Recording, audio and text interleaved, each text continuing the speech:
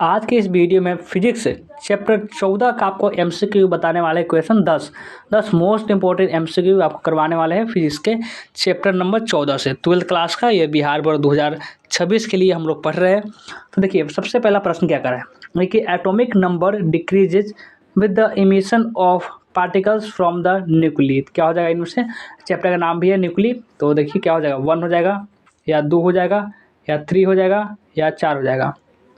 तो इनमें से हो जाएगा आपका ऑप्शन नंबर बी, यानी कि 2 हो जाएगा, 2 या 2 ये वाला हो जाएगा। चलिए अगला प्रश्न 2 नंबर जो प्रश्न है ये है कि density of nucleic is about क्या हो जाएगा, 2 गुन्ने 29 गुन्ने 2.29 गुन्ने 10⁻7 kg मीटर 3, और बी में कि 2.29 गुन्ने 10⁻⁻7 kg मीटर क्यू, या फिर सी वाला हो जाएगा, ये वाला सेम क्या हो जाएगा इनमें से।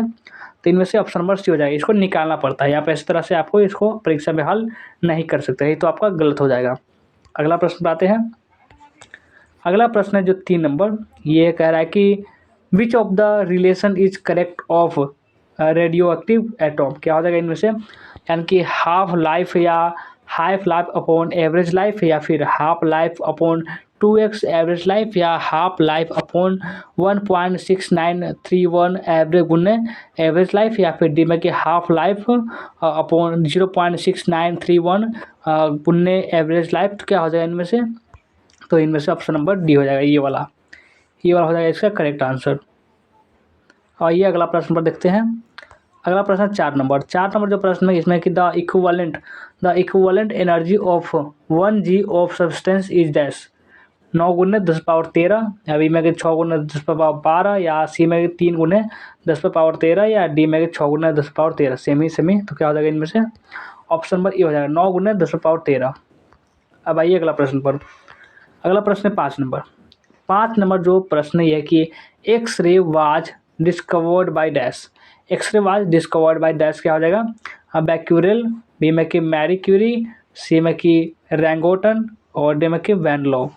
तो इनमें से हो जाएगा आपका ऑप्शन नंबर सी, यानी कि रोएनकोटन, सी वाला ऑप्शन हो गया इसका करेक्ट आंसर। अब आइए अगला प्रश्न पर देखिए।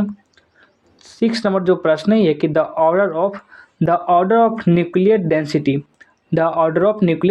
क्या हो जाएगा, 10⁻3 10⁻17 10⁻6 या फिर 9। तो क्या हो जाएगा इनमें से, तो इनमें से ऑप्शन नंबर बी वाला हो जाएगा, यानी कि 10⁻17 ये वाला हो जाएगा इसका करेक्ट आंसर।